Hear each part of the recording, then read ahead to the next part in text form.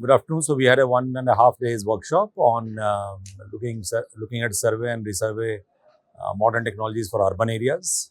And in this 1.5 days workshop, we have been able to get the participation of almost 9 countries. We also got participation of almost 200 participants from the industry partners.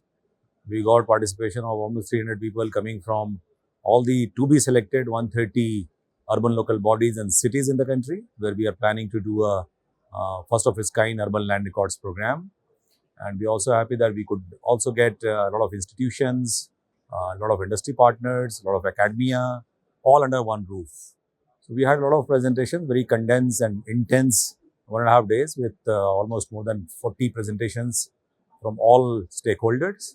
And we have been able to do a justice to the launch of a program, almost a launch of a program called Naksha, which tries to look at urban and peri-urban areas, generate urban land records, clearly merge that with the property taxation system, registration system, and ultimately lead towards better property tax for the cities and also better urban planning.